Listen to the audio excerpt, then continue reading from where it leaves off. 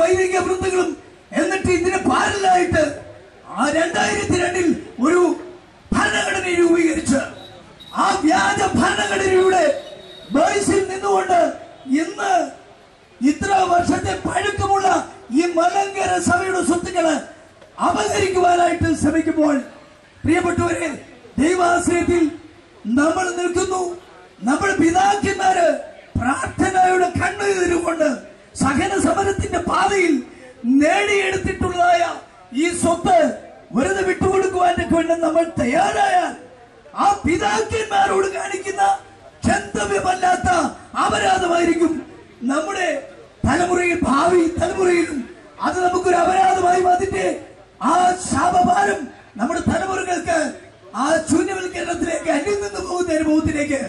അതുകൊണ്ട് നമുക്ക് നാം ഇറങ്ങി തിരിച്ചിരിക്കുന്ന ഈ നിയമയുദ്ധത്തിന്റെ വഴിയിൽ ഇതിന്റെ വലിയ അവസാനത്തിൽ ഇന്നിതൊരു തുടക്കമാണ്.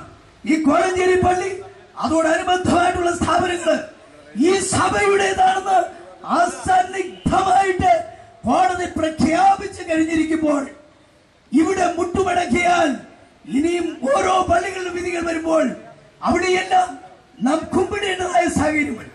അതിന്റെ വേദപുസ്തകത്തിൽ ആ ഉപവാസത്തിന്റെ മാർഗം യേശുക്രിസ്തു പോലും സ്വീകരിച്ചിട്ടുള്ളതാണ്. എലിയാവും മോശയും ഉപവാസത്തിന്റെ മാർഗത്തിലൂടെ ശക്തി പ്രാപിച്ചവരാണ്.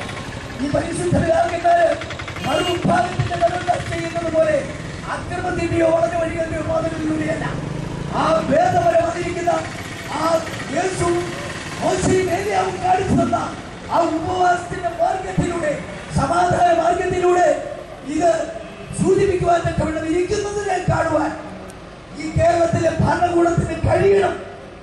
ഭരണകൂടം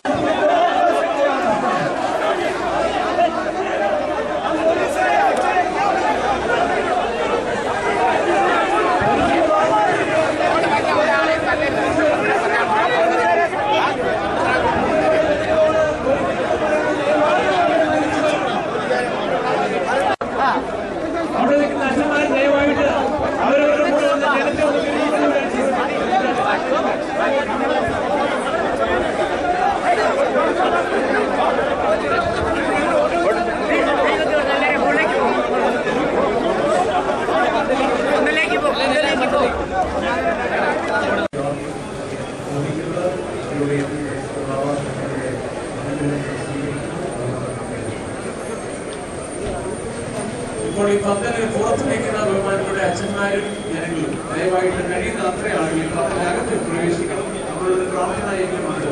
ദയവായിട്ട് അത് വേണ്ടിയില്ല.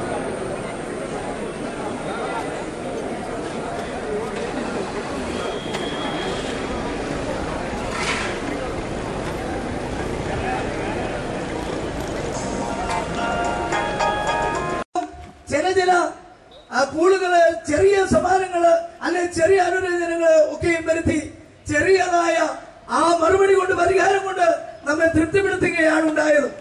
അതിന്റെ തെളിവാണ് അതിനുശേഷവും വിധിക്കപ്പെടുന്ന ഓരോ പള്ളികളും അത് മലങ്കര സഭയുടേതായിട്ട് കിട്ടുവാനൊക്കെ ഉള്ള സാഹചര്യങ്ങൾ ഒരുക്കാതെ ചർച്ച എന്ന പേരിൽ ചർച്ചയ്ക്ക് വേണ്ടി വിളിച്ച് ചില കാര്യങ്ങളൊക്കെയും പറഞ്ഞ് മറുവിഭാഗത്തിന് അവിടെ കയറുവാനും അവിടെ അധികാരം സ്ഥാപിക്കുവാനും അവർക്ക് ഇല്ലാഞ്ഞതായ പങ്കാളിത്തം അവിടെ നൽകി കൊടുക്കുവാനും ഒക്കെ വേണം. ഏറ്റവും ഉദാഹരണമായിട്ട് നമ്മുടെ മുന്നിൽ നിൽക്കുന്നത് ഈ കഴിഞ്ഞ കാലയളവിൽ തൃക്കുന്നത്ത് സെമിനാരിയിൽ നടന്നതായ അനുരഞ്ജന ചർച്ചകളും അതിന്റെ വലിയ അവസാനവുമാണ്. വിമത വിഭാഗത്തിന് യാതൊരു സാധ്യതയും ഇല്ലാതിരുന്നതായ ആ കബറിടവും ആ ദേവാലയവും ഇന്ന് അവർക്ക് കൂടി കയറുവാനും അവരുടേതായ പങ്കാളിത്തം കൂടി വരുത്തുവാനും ഒക്കെ വേണം. അധികാരാവകാശങ്ങൾ അല്പമെങ്കിലും അവർക്ക് ലഭിച്ചിട്ടുണ്ടെങ്കിൽ അത് ഈ ഭരണഘടനയ്ക്ക് വിരുദ്ധമായിട്ട് അവരുടെ അക്രമത്തിന്റെ അവരുടെ ആ പ്രകോപനപരമായ നിലപാടിൽ ഭയന്ന് ഭരണകൂടം അവർക്ക് ആനുകൂല്യങ്ങൾ ചെയ്തു കൊടുത്തത് കൊണ്ട് മാത്രമാണ്.